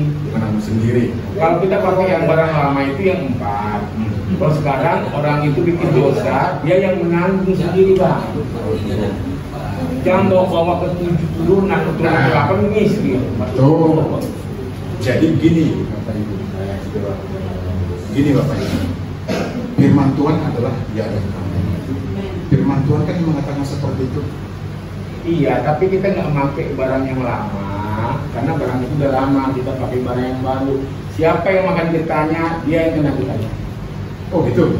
Iya, sekarang siapa yang berbuat? Iya, siapa yang berbuat dosa, dialah yang menanggung. Anaknya tidak. Iya, yang Yesus sekarang itu begitu. Kalau begitu, nanti diskusinya di luar ibadah kita ya. Mohon maaf ya Pak Joni. Yang saya pahami dari firman ini, kalau kita nggak mendapat sekarang karena kita curang, nanti keturunan kita Bapak, oh sekarang saya gimana? Saya sudah berdoa sampai berlutut dan lutut saya sampai lecet gitu ya, bukan di sininya, kita lecet gitu ya. Belum dijawab gitu. Nanti anak bapak yang dapat sampai cucunya, bukan harus serta-merta diberkati. Enak aja masa-masa Tuhan. Pasti, memang pasti. Tuhan juga bilang apa? Bukan kasih. Kalau boleh, lalu kena cawan ini, kan gitu. Tapi jauh nggak? Registranya sebagai manusia. Kan ada firman Tuhan mengatakan, ya kalau Tuhan berkehendak, saya boleh melakukan ini dan itu, kan begitu kan? Tertulis kan? Kalau Tuhan berkehendak, saya banyaklah rencana dalam hati manusia, tetapi keputusan Tuhan lah yang Itu jadi Bapak, jadi bukan seperti makan cabai. Wah, tolong langsung makan cabai enak. Apa ada bukan enak apa? Pedas, enggak begitu Pak. Memang ada, kita tidak mungkiri. Dijawab serta merta dijawab. Bapak berdoa sungguh-sungguh, itu namanya doa pipotal. Jangan kebisi. Nah, itu. Tadi nggak perlu tanya gitu. Itu ada memang Pak. Ketika kita berdoa dalam keadaan kepepet, langsung dijawab Tuhan. Itu Daud tuh, ketika dia di daerah Palestina, ya kan, pura-pura gila kan? Tuhan yang suruh pura-pura gila kan? Kalau dia tidak berpura-pura gila, tangkap. Itu doanya seketika dijawab. Pun juga, memang bohong juga sebenarnya ya, tapi bohong konteksnya benar. Seperti ketika Bapak Abraham kan, ini siapa? Ini adik saya, memang adiknya peribannya kan? Coba ngaku ini istri saya, dibunuh sama siapa? Sama Abraham itu, sama orang yang mengingini, katakan seperti itu. Jadi begitu Pak, nggak serta-merta. Jadi bukan harus saya menerima apa yang saya lakukan, kecurangan saya. Nah, konteksnya tadi di bidang bisnis belum tentu Pak. Tetapi tadi saya ulangi, ada doa di portal tiba-tiba Anda dijawab oleh Tuhan. Tuhan kasihkan, ya udahlah, anakku John ini memang perlu dia. Kasih, Tuhan kasih. Tapi juga kalau anak, kalau dia dirham, dicari dulu uang itu. Iya Pak, itu ada 3 dirham. Apalagi domba, iya kan? Kalau dia tetangga ya. Kalau anak kan nggak dicari kan, pulang sendiri kan? Dirham dicari kan? Domba dicari nggak? Dicari Pak. Abang dirham. Nggak sama itu. Jadi kalau saya anak, nah itu tadi itu buktinya tuh. Nggak langsung dijawab kan, pulang sendiri loh. Kan gitu, pulang sendiri. Iya. Dirham dicari nggak sampai dapat dirham. Dombanya ini nih 99 ditinggal loh Pak. Iya. 99 loh. Yang mayoritas tadi ditinggal hanya karena 1. Amin. Karena John sangat berharga di mata Tuhan. Dicari. Karena Bapak dirham. Yang Bapak juga domba ya. Yang dirham itu abang diperlihatkan. Amin. Jangan dibalik-balik Jangan naik terus saya dibalik. Kan yang dirham itu di sini abang. Boleh Pak ya. Ini kan pengajaran berdiskusi ya, berdiskusi. Saya mau izin waktunya ya. Ini sekali lagi Pak John ya. 10 menit jangan sampai kebablasan. Karena saya tertarik dengan Pak John. Ini diskusi perlu dengan Pak John. Di luar ibadah kita diskusi Pak. Jadi jangan pernah berpendapat saya melakukan, saya yang terima. Bukan, hanya bisa Pak. Firman Tuhan nggak ada aneh kan? Gitu kan? Iya Pak. Pak saya sehat aja kok. Saya udah curang gitu kan. Main timbangan kilo apa? Kita jual buah. Ukurannya nggak benar kita kasih buah busuk bagi dia kan? Orang pilih yang buah yang benar, buah yang benar, buah yang matang, kasih buah busuk. Lalu sekarang pedagangnya langsung terima? Ah, tidak Pak. Belum tentu ya, tidak. Sama ya. Itu ya Pak ya. Oke. Jadi kita lanjutkan. Ayo slide terakhir. Nah, jadi 7 konsep ini sebenarnya yang diibaratkan sebagai gunung kan, bukit atau pilar. Apa? Mengacu kepada apa? Beritakanlah Injil. Saya pikir waktu ini sudah ini ya. 2 Timotius 4 ayat 2, nanti Bapak Ibu baca sendiri ya. Lalu kemudian kita melayani, balik lagi ke yang nomor 1 tadi, nomor 2 ya. Keluarga. Dari siapa dulu? Dari rumah tangga. Kemudian kemana? Ke lingkungan. Lalu ke kerabat kita, kerabat jauh maksudnya. Lalu kemudian ke sama seluruh. Nah kita itu yang paling terakhir. Gara-gara sebagian gitu ya, bangsa Israel tegak tengkuk katanya ya kan, kepala batu gitu ya. Akhirnya kita mendapat anugerah. Berbahagialah kita sebagai apa, orang-orang yang kemudian diterima, ditempelkan menjadi tunas ya. Ya. Kemudian kita berbuah, ini di pelayanan artinya buah ya. Yang terakhir silakan. Nah, apa kesimpulannya Bapak Ibu? Yang pertama, melalui 7 gunung atau bukit atau pilar itu ya, kita dapat melakukan pelayanan. Yang 7 tadi itu ya. Kita dapat melakukan pelayanan, kita menjadi terang di situ. Lalu yang terakhir, pamungkasnya nih, kita harus berusaha untuk menjadi terang di gunung atau di bukit atau pilar mana kita berada. Dimanapun kita berada, kita harus menjadi apa katanya?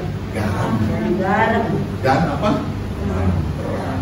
Bapak Ibu. Jadi 7 gunung itu secara kiasan sudah saya jelaskan kepada Bapak Ibu. Jadi kita tidak mengacu kepada apa yang tentu sudah kita wahyu, ya. Nah, pengajaran ini boleh Ibu, Bapak itu, oh bukan seperti itu. Saya siap ya diperkaya atau dikoreksi. Tetapi ini yang saya dapat, ya. Apa maksudnya? Kita punya pikiran merdeka untuk berpikir. Kalau seperti sekarang ada menteri kita mengatakan merdeka belajar, ya kan? Kampus merdeka. Sama sebenarnya firman Tuhan seperti itu. Kita merdeka untuk berpikir. Tetapi alangkah sedihnya kalau kita berpikir yang negatif. Mari kita menjadi terang dan garam, dan mari kita rebut kedudukan. Firman Tuhan katakan, jangan pernah mengatakan, pokoknya saya hidup, pokoknya saya melakukan, pokoknya saya sudah melakukan, ya. Berusaha menjadi kepala dan bukan itu. Ya, itu yang dapat saya bagikan kepada Bapak Ibu. Bapak Yahweh besendi Yesus Hamasiah, Roh Kudus memberkati kita. Amin. Saya selamat kembali ke Bapak.